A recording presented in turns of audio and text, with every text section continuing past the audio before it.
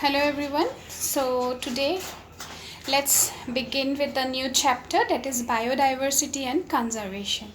Now we all know what is actually biodiversity. Biodiversity means the differences that occurs in our surroundings. Okay, that is known as biodiversity. Now differences, that means in our surrounding, means the living organisms, what type of plants are present, animals are present, different ecosystems, habitat, species, all the differences that we see around the earth throughout is known as biodiversity. Okay, the term biodiversity, it was first being given by Edward Wilson, and there are three levels of biodiversity. Now, okay, we are telling that the living organism, different living organisms, they constitute the biodiversity. Okay, that is the different type of plants, different type of animals, ecosystems, all these. Now when we are telling that these are the different things, so their conservation is also very much important, isn't it?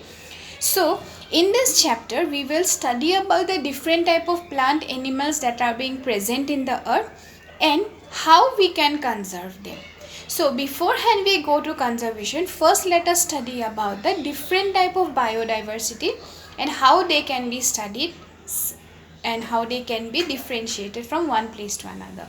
So while studying biodiversity, we come across three levels. So first level is the genetic diversity. Now genetic, the word itself means that it is related to genes. Okay, genes, chromosomes, DNA. So when we are studying about differences, the varieties regarding genetic information of organisms, that is how their chromosomes are different, how their genes are different of the same species, then that particular diversity is known as genetic diversity.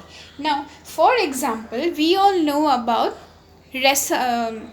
Revolvia serpentina, that is the Sarpagandha, which we locally call it as. So there what happened, a chemical constituent is present which is known as reserpine.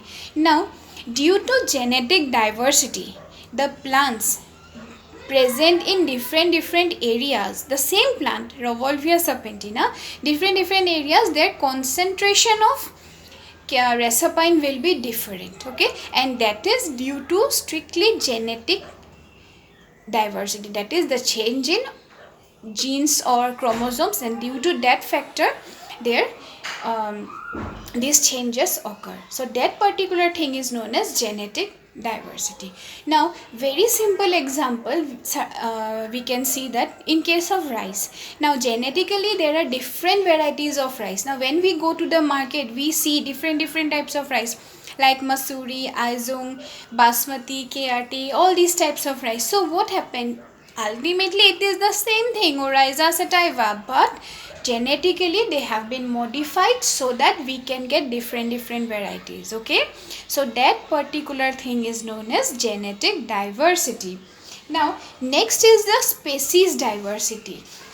So species diversity means the variety in the number and richness of species in a particular area. That means when we are studying an area, that means these areas are related to what? So not a small area, large area. So how much species are present, what different type of species present, their richness, all that constitute the species diversity. And the number of species present per unit area is known as species richness. Okay, now suppose we are considering two communities. Okay, one community consists of three different bird species and their numbers are 411, that is one variety has 4 number of birds, second variety have 1 bird, third variety have 1 bird. Okay, and another community where 3 different birds are present and their total number of individual is 2 each, that means 2 2 2. So the species diversity for the second community will be more as compared to the first community. Okay, that means the number of species, their individuals, all these factors will affect the species diversity. So that's why their diversity is much more than the first one. Next is the ecological diversity. That means the diversity that of the community and ecosystem level. So when we are studying a huge area, community we are studying the ecosystems, then the diversity that occurs, that is known as ecological diversity. Now, ecological diversity can be subdivided into alpha, beta and gamma.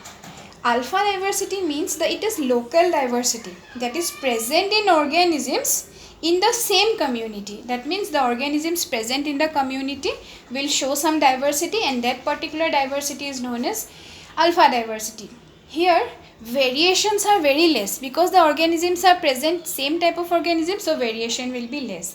Beta diversity develops due to change in habitat or community. Okay.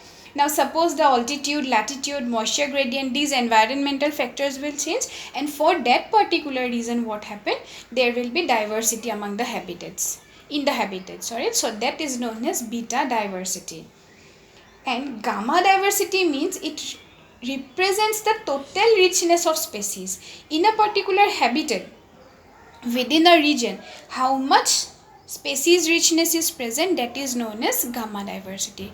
So under ecological diversity we get three type of diversities: alpha, beta and gamma. Now when we are studying about the different biodiversities, that means we are studying about diversity of the whole earth, isn't it? That means what type of organisms are present. So when we are studying them, we will come across that if suppose something is getting extinct, some species are endemic, all these things we will know while studying this biodiversity. And thus for our convenience, the biologists or biogeographical studies have been conducted in such a way that the whole earth has been divided into small areas so that it becomes convenient to study. So in case of India also, there are 10 biogeographical regions, okay, so that it becomes easier. Now whole India can be, if we study, it will be a bit difficult, so it has been divided into 10 small biogeographical regions so that the study of the biodiversity becomes easier.